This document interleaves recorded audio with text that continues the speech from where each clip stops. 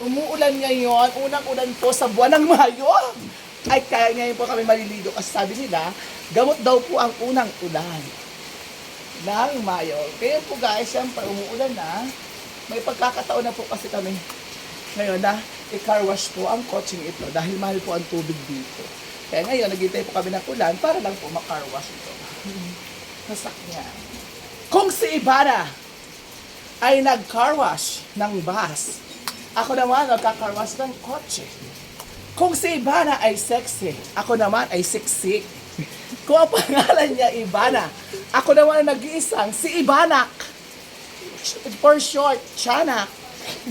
Kaya tara na, sundan niyo ako at ako ay magka-car wash ng, ano yan?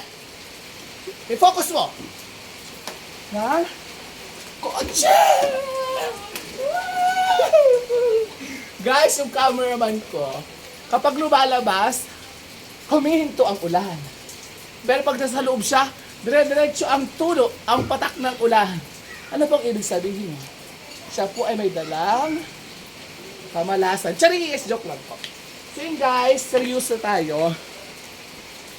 Lumakas po siya ng tulong-tulo.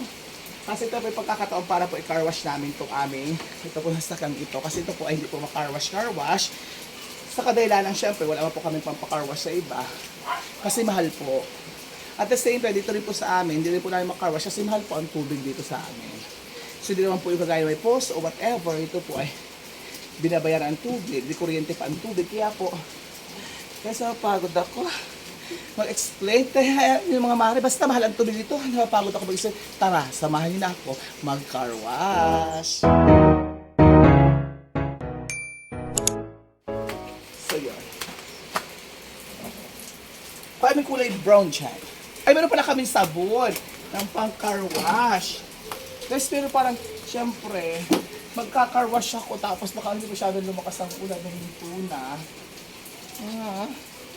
So, may pang-car wash siya ay guys. Syempre, bago ang lahat, kailangan natin unang dito lalagay natin sa planggaling yung tubig.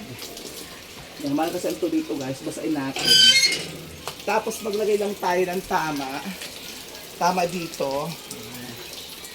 Oh, tapos guys, itabi na natin to kasi mahal ito. Tapos yun na guys, ikukuskusan natin sa mukha ng cameraman. Charis! Joke lang po. Tawa-tawa lang yun. Okay, ito na. Guys, lagatin natin siya. Ayan, pati natin bumubula at pwede na. Ayan, bumubula na nga guys. So ngayon, simulan na natin. Nakuskus sila yan, o. Diba?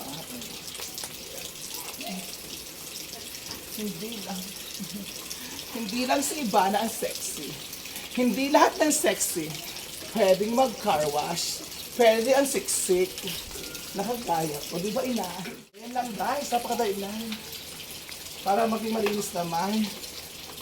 O. Diba guys? O. Kailangan pa minsan-minsan ay car wash natin ang sasakyan kasi parang tao din po ito. Diba? Yung cameraman po namin naliligo yan. Ayan. Parang tao din po kailangan liguan. Ilapit mo, iso mo. Ayan. Parang nawala na yung ulan. Diyos ko, kung kailan pa ako nag-car wash. So, gusto wala na yung ulan. Bumuhos ka pa. Kung kailan ako nag-car wash, di ka bumuhos. Parang tubig din eh. Kaya dito na po ako sa hulihan. Nandito po ako sa hulihan na wala po yung ulan. Ano po ngayong ibabanlaw ko dito? Lord, ba't hirinto mo agad di pa ako tapos? Ayan. So, but it's okay. At least po na basa-basa. Na-car wash po siya ngayong araw na to. So siguro naman na po namin ito babanlaway kapag nagkatubig na po mamaya. Kasi may tulog po dito mga 3:30 ng hapon. Tapos yung babanlawan na lang namin. At least nakuskus ko na siya guys ang sabon. Malapit na siyang matapos. Natakot sa aking ganda guys ang ulan. Kaya huminto siya. Diba ina? Natakot ang ulan sa ganda ko.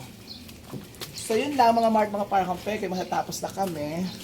So dahil nawala po ang ulan, wala po kami magagawa kundi po kami gumamit ng tubig na nagmula po dyan sa dikuryenteng tubig na yan.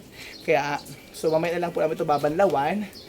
Siyempre kami guys, yung ibabanlaw namin dito, ililigo muna namin kasi baka kami magkasakit. So yun lang mga Mart, mga Parekumpeke, thank you so much for watching. Sana nag-enjoy po kayo sa aking vlog for today. So yun lang mga Mart, mga Parekumpeke. Bye-bye po muna at update ko kayo later. Bye! Thanks for watching.